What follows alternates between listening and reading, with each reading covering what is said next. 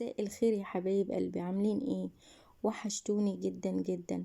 يا رب تكونوا في احسن حال، تكونوا دايما بخير. النهاردة هنعمل مع بعض القلقاس بطريقة حلوة قوي وسهلة، ومش هتاخد منك وقت خالص. تعالوا نشوف هنعمله ازاي.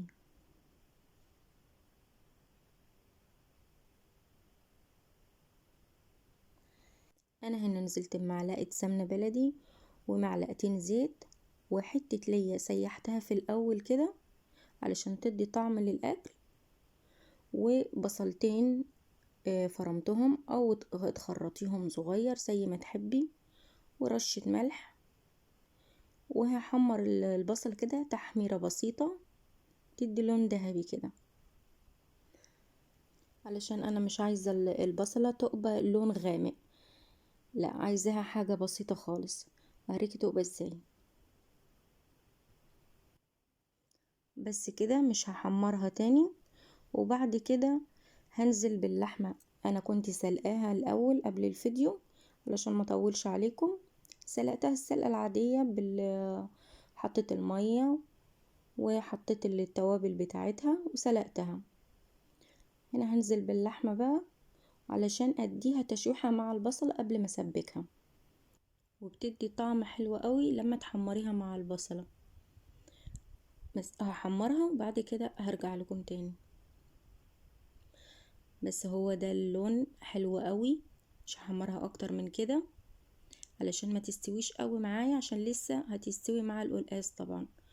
وهنزل بالنص الطماطم اللي انا عملتها، انا عصر حوالي كيلو طماطم، هنزل بنصها وهسيبها تتسبك مع اللحمة.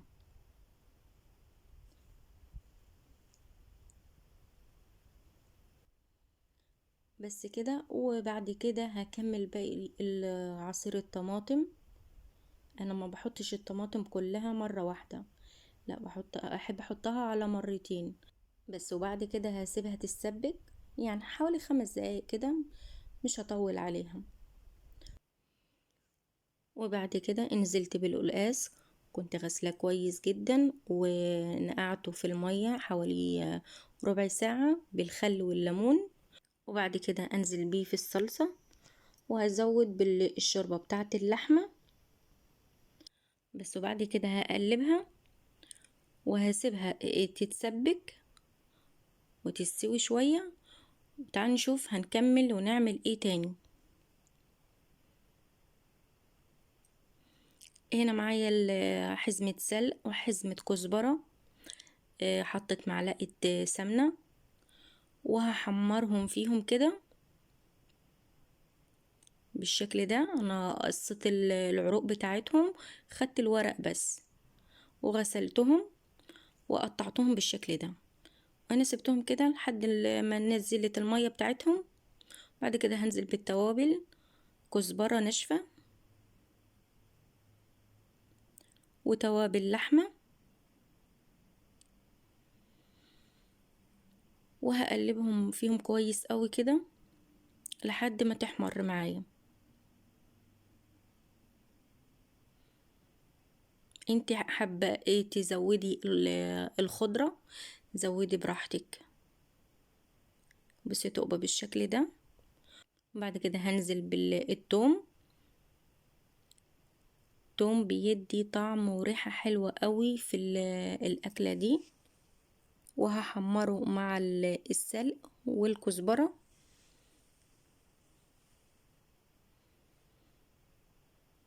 عايزة اقولك ريحتها كانت تحفة، كانت حلوة قوي.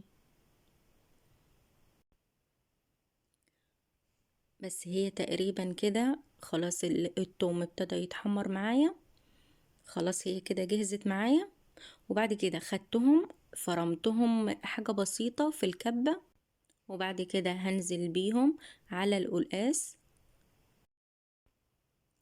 هتفرميهم حاجة بسيطة خالص، مش هتنعميهم علشان الورق السلق والكزبرة ما يبقوش عايمين كده على وش القلقاس، لا بالطريقة دي بتبقى حلوة قوي.